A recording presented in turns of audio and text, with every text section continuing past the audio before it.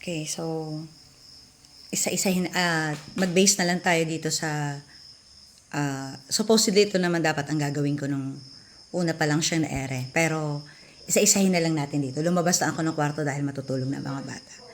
So mag-base na lang tayo dito sa complaint nila. Okay? So panoorin po ulit natin. Okay? So actually, repost lang to, napanood na namin to noong April 1. Involved doon Dinala ko. ng kanilang mga sasakyan dahil hindi na daw po sila binayaran. Ang iba, attorney, ay nakatanggap naman daw ng cheque, pero ang nangyari, attorney, is talbog naman daw po. Okay, sige, Ito po tignan attorney yung natin. mga Okay, unang-una po sa Yan. magandang hapon po. Ano, So, napakarami. dito, sa una pa lang, ay pinakita na yung talbog na cheque. Dated 2023. Year 2023. So, ito yung last year pa to. Ibig sabihin, nabayaran na sila doon. Ang mga pinakita dito na cheque, nag-bounce nga talaga. Kaya nga sabi sa amin talaga ng abogado, sa sobrang tiwala namin at sa aming mga nakakilala, kami ay sa sobrang tiwala na akala namin ay ganun lang kasimple ang mga bagay. Itong mga cheque na pinakita nila na iba, ay year 2023 pa. Okay? Meaning, ang ginagawa kasi namin, pag nag-bounce ang check, nagpapahabol kami ng bayad. Okay? Dahil hindi naman po talaga sila napapakiusapan. So, tuloy natin. Nila 16 in total. Okay. Magkano po ba ang usapan ninyo? O iba-iba po ba itong Yes po. amount? Yes po, Iba-ibang iba-iba. amount. Okay. Ito po ay nakapangalan po, account name ninyo ay Stanley Arizala Barba Sena. So, siya po yung may-ari? Yes po. At ito po ay Stanley Car Transport Incorporated. Tama Yes po po, ba? yes po. Ma'am, ano po ba ang business nitong Stanley Car Transport Incorporated at paano po kayo na-involved doon? Dinala ko po nga yung sasakyan ko. Pagkatapos, yun, ang ganda ng mga pagkakasabi niya. Nung time na bayaran na ng sasakyan, Pare sila tuwing Derek alis Jacob is pala, nandito. magbabayad. So, nagbabayad pero laging delay. Linawin ko lang, ma'am. So, kayo po ay mga may-ari ng sasakyan. Apo. Tama. So, 16 kayo may-ari ng sasakyan. Tapos, pinapaupa niyo po ba sa kanila? Parang ganun po? Ano Yes pong po. usapan ninyo? Ma'am, sabi niya po, siya yung bahala. Okay, stop ko muna ha. Medyo nakakalungkot lang kasi yung iba na linash kung sino mga nagreklamo. Nandito si Derek Jacob, si Rosanne Mercado, at yung ibang na naka-receive na rin ng bayad. Nakaka-receive ng bayad. Although may delay, nakaka-receive ng bayad. Ang sabi ko nga kanina sa una kang video na ang akala nyo ba, pag pumunta kayo sa sa Rappi Tulpo, pwedeng may kakayahan silang mag-decide na, oo, ngayong araw mismo magbayad kayo. Hindi, ang ginawa nyo lang ay pumunta kayo sa Rappi Tulpo para sirain ang pangalan namin. At mas lalo kaming pahirapan. Hindi para mapabilis ang pagbabayad. Mas lalo kaming pahirapan. Tingnan nyo kasi ang mga sinabi nila dito. Monthly, hindi namin po problemahin yung monthly. Siya magbabayad Post ulit natin, anong sabi? every 10 of the month. 5 years po yung sinasabi niya na wala kami po problemahin. Ang nakalagay po sa kontrata namin ay may renta o wala, magbabayad po siya. Okay. So, nakalagay. Itong babaeng nagsalita dito, ito si Ma'am B. Moral from Quezon Province. Ito yung sinabi ko kanina. Okay, nandiyan naman sila. So, pwede na silang pangalanan. Ito yung sinabi ko kanina na may pinasok siyang sasakyan, silang mga pioneer namin na nagpasok ng sasakyan at akala namin mauunawaan nila pag nag-expand. Bakit? Nagdagdag sila ng mga sasakyan. Ilang sasakyan ang pinasok nila sa amin. Yun ang sinasabi ko na kung ordinaryong empleyado ka at negosyante ka, makakapagbayad ka ba ng 5-6 na sasakyan? Di ba hindi? Kahit sabihin na nag-abono sila ng sariling pera nila, pag nagbayad kami, sa kanila pa rin naman yan. Yung mga sasakyan nila, at the end of the day, sa kanila pa rin naman yun. Hindi yun sa amin. Hindi namin yung kukunin.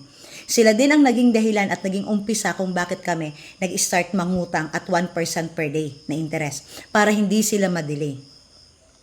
Siya din ang taong, yung Jennifer Delantar na nagreklamo dito, recruit niya yan. So, ang kontrata is 23,000, ginawa ni Ma'am B. Moral na 21,000. Kumikita siya sa mga 19,000 lang. 19? Yes, ang binabayad niya sa mga farmers. Oh, not sure kung 19 or 21. Basta kumikita siya ng nasa 2,000 pesos per month na wala siyang ginagawa. Okay? Kinumbinsi niya ang mga taong yun na pumasok sa amin at kumikita siya. Ilan ang napasok niya? 7 yata? For almost a year yan ha. Kumikita siya ng 2,000 per month. 6 months yun, may kumikita siya. So ilang months din si Ma'am B na akala namin mauunawaan niya na mag-expand, magpapalaki.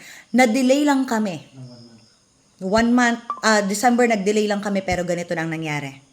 Sige, tuloy natin. Itong Girlie Esteloso na nakalagay dito, okay, binalik na po ang unit niyan sa amin. Naka-on-call unit po yan. 60-40 po yan ang ginagawa namin dahil may balance kami, ay ginawa po yan na 80%. 80% sa kanya, 20% sa kumpanya pampasahod. Okay. Hindi naman po doon So, naman wait lang. Itong Girlie Estoloso, ka-chat ko ngayon ang manager. Nakausap niya ng asawa at ang hihinga na lang siya ng affidavit. Yes, may renta o wala, G's magbabayad na Yes siya. po. Okay. At ito pong Stanley Car Transport ay isa pong korporasyon, tama? Bali, ang nakalagay sa kanila, korporasyon, pero nakalagay sa SECPO is dalawa lang po sila, mag-asawa lang po. Okay, Nakapangalan. maaari pa rin naman po yun, sir, kahit po dalawa Yes lang po, sila. yes po. So ngayon, sir, ito pong si Sir Stanley Barbacena ay Yes. nakakausap niyo po ba? Actually, hindi na po na namin nakakausap kasi pag tinatawagan namin sila sa contact na binigay nila, hindi na po talaga sumasagot. Kapag sasagot sila kung sakali man, kung hindi po nakaregister yung sa cellphone number nila, Okay. Si Jerry Tabayag ay asawa ng kalugar ko. Galing na po sila ng opisina. Mga pioneer namin sila. Okay? Pioneer. Ang sabi nila sa amin, napaka-unfair naman na negosyo, kayo umasenso, kami hindi pa. Okay? So, may issued check kami dyan. Every month po is 20,000. January lang po kami nag-stop. Kasi nakiusap po kami na kung pwede, dahil nag-change nga kami ng aming business plan, ay kung pwede after 6 months. Akala namin na tiwala din naman sila na magbabayad pa rin naman kami. Kakilala nila kami. Kakalugar lang eh. Ba? So, yun ang malaking nagulat talaga ako na sila pala ang nandyan. pero after nun, pag sabi, tawag ka ulit, after Ilang beses din ang sasakyan ni Jerry Tabayag, itong lalaki nagsasalita, na naaksidente. So, pinapaayos namin yan kahit nasa garahe, kung ano mang problema, bayad pa rin sila. Kasi nga nasa kontrata. Nagagawa namin yan dati dahil kukonti pa lang ang manpower namin. Nasabi ko na rin kanina, paglaki ng paglaki ng operation, pagdagdag din ng empleyado. So, pakinggan pa natin ang sinasabi niya. Kailan po ang huling beses na kayo po ay nakareceive ng bayad mula sa kanila? ang huli po ng December pa po, ma'am. December, pero medyo ang payment niyan ay umabot ng January. So, January may na-receive ka. December. Yung iba po, Yung iba meron ba ngayong taon? Wala na po, nag-close account na po Nag-close sila ng account na po siya, January. ma'am, eh. So, in short, kumbaga, bigla na lang silang nawalang parang bula. Yes. Ito yung nakakabad trip dito. Attorney Pau Cruz, abogada. Nagsalita ka ng naglahong parang bula na hindi ka nag-check ng ebidensya kung naglahong parang bula ba talaga ang sinasabi mo. 'Di ba? Yung nasasabi ko na nakakahiya. Nasasabihin mo naglahong parang bula na nagkalat kami sa social media. Ilan ang branch namin na pwede niyong puntahan bago sana kayo nag-conclude na naglahong parang bula. May pumunta muna ba sa ang Rapid Tulfo sa opisina? Nasamantalang ilang taon ako nakakareklamo dyan sa mga nanloko sa amin na renter, walang nakarating sa inyo? Hindi nyo kami pinansin? Magkano pa po, sir, ang utang? Kumbaga, yung Remaining balance po remaining sa akin. balance nila sa inyo? 200 pa po, 200,000 po. 200. Yes, Kayo, ma'am? 100 plus po. 100. So, kung 16 kayo at kung ganun yung mga amount na pinag-uusapan natin, mahigit 1,000,000 ang pinag-uusapan Actually, natin iba po dito. kami yung pinakakompleto, ma'am eh. Meron kaming 33 sa GC namin, meron kaming 33 member. Yung Pero, mga sasakyan nyo, sir, nasaan na po? bali yung sasakyan ko po nasa akin na po, ma'am, dahil pinulat ko po last year po, ma'am. Po, ayaw po nilang ibigay sa amin. Hindi na nga po sila nagbabayad. So, kinuha po namin. Dahil force pull out daw kami, hindi daw po niya kami babayaran. Yan. Ito si Ma'am B. Moral. Anong sabi niya? Dahil forceful out, hindi na daw sila babayaran. Well, hindi po yan totoo at wala po kaming babayaran na sa kanya. Okay? Yung hinahabol niya, yun yung pinull out niya with HPG. kasamang mga pulis, may mga Armalite, pumunta sa opisina at ang buong akala ng tag-HPG ay itinago talaga ang mga sasakyan. Walang kaalam-alam ang HPG na nasa karental at may kontrata. Nung kinausap namin ang HPG at sinabi namin na, Sir, alam niyo po ba, HPG Lucena, na ito ay bawal dahil ito po ay nakakontrata. Ba? Nag-usap kami ng malinaw ng taga-HPG doon mismo sa opisina. So, sabi ng HPG, okay lang po yan, ma'am. Sige, ang kailangan lang is ma-recover ang sasakyan. So, hindi na pinalaki ang usapan, kinuha nila ang sasakyan. Ang sabi ni Ma'am B mismo doon, paano ang babayaran niya? May babayaran pa. Ang sabi ng taga-HPG, isipin nyo na lang, lugi nyo na po yan. Bakit?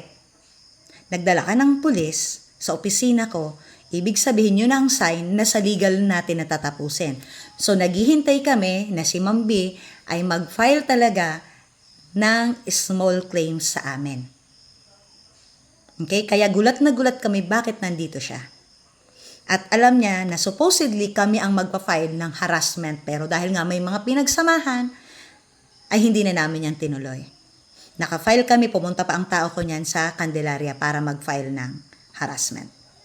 Mahina daw po yung... Pero ulit, wala kaming sinasabi na hindi kami magbabayad sa first pull out. Dito sa mga nandito na nagrereklamo, yan ay binabayaran, may babayaran. Nakiusap lang kami na dapat nag-i-start kasi ang iba February, January nag-i-start sana. Dahil nga po sabi ko nga kanina sa pag-bounce ng check at kulang ng pondo at sa bagong sistema namin, so hindi na siya kakayanin. Na po nung mga buwan na yun. Kaya lang makikita namin sa mga po sila, mga kapatid nila, kung mismong kumukuha ng sariling mga sasakyan. Minsan magkasabay pa yung magdalo. Yung kapatid niya, Yan. Ang sinasabi ni Sir Jerry Tabayag, nakikita nila nagpo-post. Baka gusto nyong tanungin ang ahente namin kung paano, ang ahente namin sa Suzuki kung paano yan kinukuha. Kung may pera ba talaga kaming pambayad. Kung paano ba ang sistema bago kayo magsalita ng ganyan. At inisip nyo sana kung para kanino ang pag-expand. Sir Jerry Tabayag, 3 ang sasakyan mo. Isa lang ang sasakyan mo dati, naging 3 yan. Hindi mo yan gagawin kung hindi mo yan pinapasok sa karantal. 'Di ba? At huwag nyo sasabihin na nag-expand at sabay-sabay ang mga kapatid kong naglabas ng sasakyan. 'Di ba? Dahil unang-una, ang isa kong kapatid na kakilala nyo na kumuha ng sasakyan, may mama na OFW. May inuutangan ng pang down payment. At bago kayo magsalita, tanungin nyo muna kung paano kami magbayad o paano kami kumuha ng sasakyan.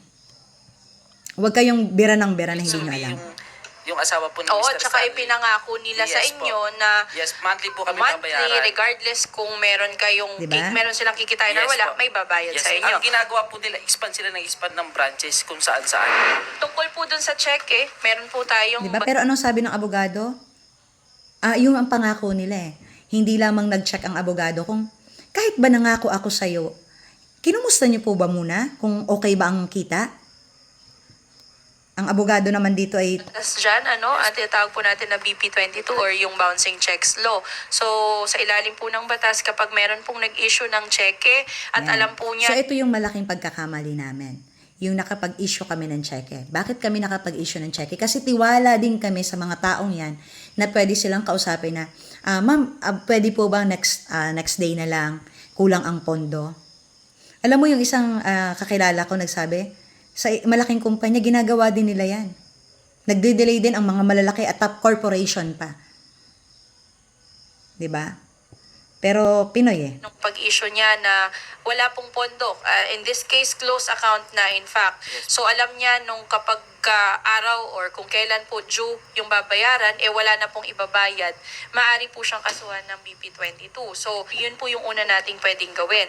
Pagdating po doon sa natitira, kung meron pa pong remaining balance, siguro kailangan ko po munang makita yung kontrata para po malaman natin kung ano yung pwede nating action. But possible po na maging estafa case din yan, lalong-lalo na po kung kayo po ay pinangakuan na regardless ng kita nila. Kumbaga kayo ay nagbigay ng sasakyan at pinangakuan kayo na ganito yung kikitain ninyo tapos hindi natupad, yun po, posibleng maging estafa din yun kung meron pong fraud na involved doon sa pag-uusap ninyo, okay? Pero sa ngayon naman po, dahil halos lahat ng mga sasakyan ninyo ay nasa inyo na, ang pinaka-priority po natin, mabawi po muna kung ano po yung pera na dapat na ibayad sa inyo. Yes po, yes po. Ma'am, gusto ko pong mabawi, ma'am. Yung sa inyo ba, ma'am, na i-communicate nyo na pwede nyo nang i-pull out? Opo, ma'am. Siya na pong kusa nag-terminate ng aking kontrata.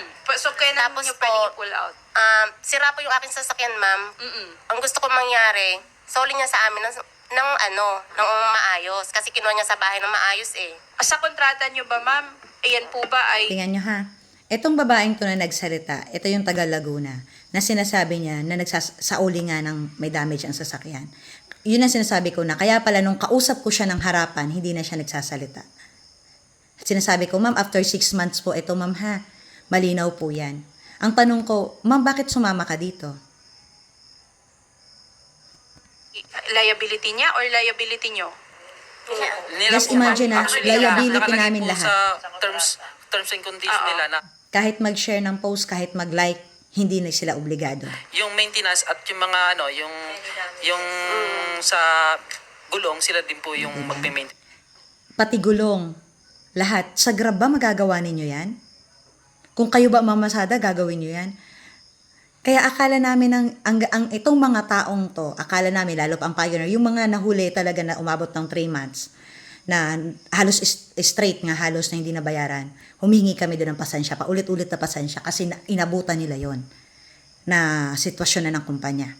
Pero itong mga nauna na na-experience nila na alagang-alaga ang unit nila pag may bangga, nakaka-disappoint lang din at masama sa loob. Po nun dahil nasa kanila na po yung unit, once na pinasok nyo, nandun lang talaga sa kanila.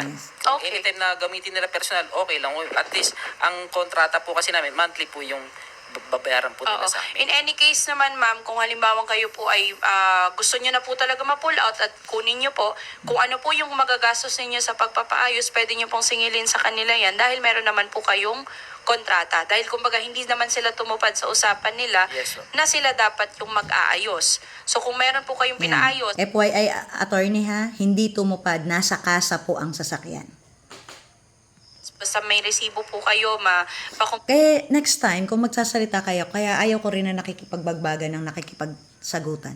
Next time, kahit ano ang posisyon mo sa buhay, bago ka bumuka ng bibig, i-check mo muna kasi nakakahiya. Sa amin na walang pinag-aralan, okay lang eh. Pero sa nyo po nang katulad maayos nito, kung magkano nagsasalita yung ng total ganyan. na gagastusin, i-demand nyo sa kanila. Pag hindi pa rin sila tumugon doon sa inyo pong demand, pwede nyo pa ipaayos yun at sisingilin nyo po sa kanila yun. Halos po kami lahat, sinoli po yung mga sasakyan nila, mga sira po. Hindi po nila pinagawa. Kita nyo po, halos lahat. Yan ang sinasabi ng taga Laguna. Kaya pala nung kausap ko siya, hindi na siya umiimik. Tango na lang siya ng tango. Halos lahat ha.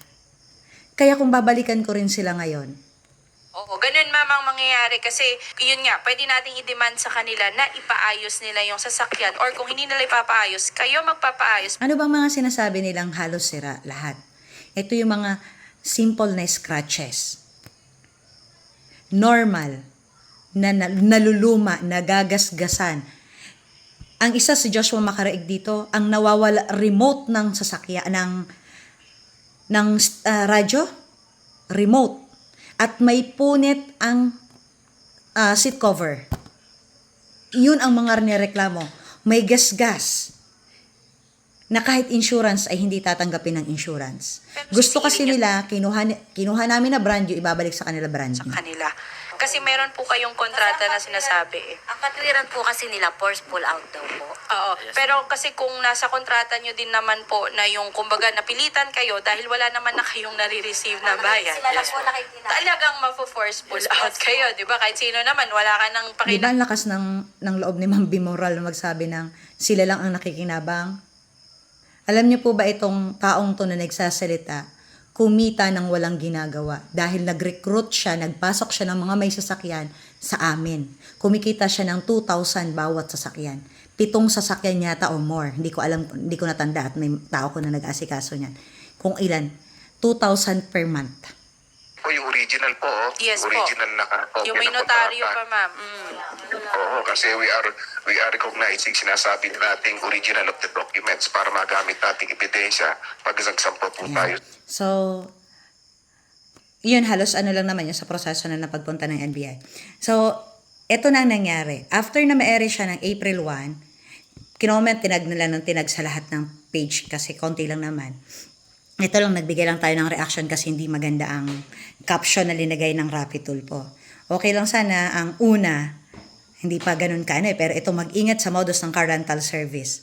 Ang tanong, anong klaseng modus? Ba? Anong klaseng modus yon? Okay?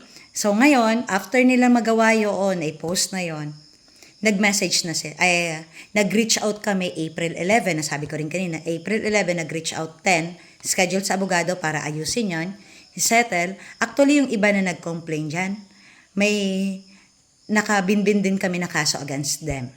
Okay? May iba dyan, may breach contract din. Okay? So, ang iba na nag-complain na nandyan. So, akala nila, after nilang pumunta sa Rappi Tulfo, okay na ang lahat. Natakot kami, yes, natakot kami. Hindi kami natakot dahil sa kakasuhan kami kasi nga nakalagay ngayon dun sa option namin. Balik ang unit na parentahan ulit natin para ang kita is makabayad. Next, i-on call or illegal. Expected po talaga namin. Kami po ang nag-offer noon na ililigal na lang natin, small claims or kung anong gusto nyong kaso, doon na lang. Mas magaan-gaan yun sa amin kasi kailangan din namin magpakita ng proof na kaya namin bayaran sa certain time na yon na dinidemand nila.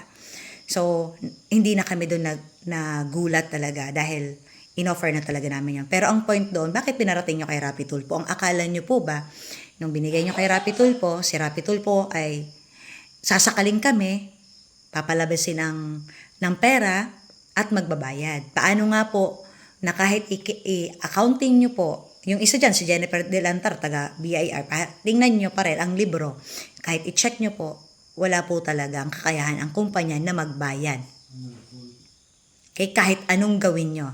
So, ang pinaka last resort po dyan is mag-sheriff. Kung ano ang property namin, yun ang kukunin. Okay? Then, property ng korporasyon. Which is wala po. As in, wala.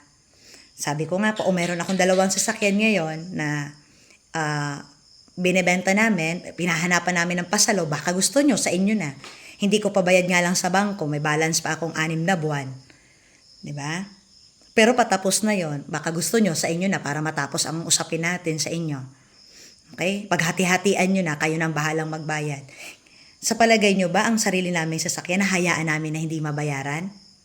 Pasalamat nga kayo na nababayaran nyo ang mga sasakyan nyo. Kami hindi talaga. Hindi talaga namin nabayaran kasi mas priority namin magpasahod.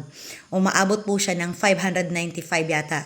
Almost 500,000 mahigit ang aming pinapasahod. Okay? So, kaya priority ang pagpapasahod. Hindi na kami nagbabayad ng mga sarili naming sasakyan. Sa palagay niyo po ba kung kami mangloloko talaga? Hayaan namin ang sasakyan namin ay mahatak? Ilang sasakyan ang isa namin sasakyan, wala na. Okay? So, may 2 ako ngayon. O kung willing kayo para matapos na rin ang sakit ko ng ulo sa problema ko ngayon, sa inyo na. Kayo na rin ang magbayad sa bangko para tapos wala na akong poproblemahin. Kasi yun lang din ang gagawin ng abogado, ng korte. Kung ano ang property na mayroon at pwedeng makuha, yun lang din ang kukunin. So again, hindi siya nakatulong sa amin para mas mapabilis ang pagbabayad sa inyo. Kasi ang status ng Stanley's Car Rental, hindi mayaman na kumpanya. Kung ano ang benta, yun lang din ang meron kami. Yan lang din ang pangkain namin, pang araw-araw namin, at hindi kami maluho. Pumunta kayo ng school, pumunta kayo sa bahay na nirerentahan kung nababayaran ba. Okay? Puntahan niyo ang bahay na binili sana namin kung nabayaran ba. O kung tinuloy pa ba namin. Ang gusto nyo kasing mangyari, dahil hindi kami nakakabayad on time, nakakapagbayad kami, di ba? Sinabi nyo naman, delay lang. Okay? Ang gusto niya, pati pagkain, hindi na rin kami kakain. Okay? So, ganun lang po yung kasimple. Hindi nyo kami mauunawaan kung hindi kayo negosyante. Kaya nga, sabi nga sa amin ng mga nakilala namin after this problema, itigil nyo na ang ganyang sistema sa inyong mga car owners na kumukuha kayo kasi sila lang ang binubuhay nyo. Sabi nga, nagpapakamatay kayo. Sabi nung nag-training ako sa AXA, ang sabi nga ng isang kasama, yung negosyo mo, killing me softly. Nagpapakamatay ka lang, nagtatrabaho ka lang para mamatay. So, itigil mo na rin yan. Kung gusto mo, magpakamatay ka na lang para isahan. Ang hirap mo, hindi katulad niya na sa industrial kasi hindi tama ang ganitong hatian. But anyway, so ito po ay ang aming feedback kasi po, after ng April 1, na ma-ere siya, nag-message agad kami doon sa email address ng Rafi Tulfo. At doon pati sa mga tao na nagreklamo. Nag-message agad kami, nagbigay kami ng contact para i-reach out kami. Pero wala naman. Kaya nagulat kami na linabas ulit to ng isang buo. Alam ko, views ang hinahanap. Pero ito pong mga tao na nandito after noon ay nakipag-communicate, may binabayaran. Si Jerry Tabayag, nagbabayad kami kahit pa 1,000. Diba? Itong nakapink dito, diba? Itong nagsabi na ang sasakyan niya ay may damage pa. Hindi pa nalalabas ang Rafi Tulfo, nakuha niya ang sasakyan at alam niyang nasa kasa. Ito pong iba dito, may iba pa dito na nag-complain na taga Laguna. Lagi po siyang priority sa pagbabayad kasi ang anak niya ay may sakit. Sisendan ka ng picture na may sakit, nasa ospital, kaya kinuha namin ang sasakyan kasi kailangan ganito. Pero ganito ang nangyari. Dahil lang sa hindi agad na bayaran, kahit anong oras na gusto niya na kailangan po kami muna at pupunta kami sa ospital, pang taxi lang namin, papadalhan siya. So, dito naman po ay uulitin ko before na lumabas ang Rafi Tulfo, nakapag-live na kami before that, na na-inform namin. Sabi nga ng abogado dito, nasa milyon din, no? Sabi ko nga po, ang naging utang namin ay nasa 5 million. Isipin mo na lang ang 500 plus na pasahod. Times 10 months. 5 million yan automatic.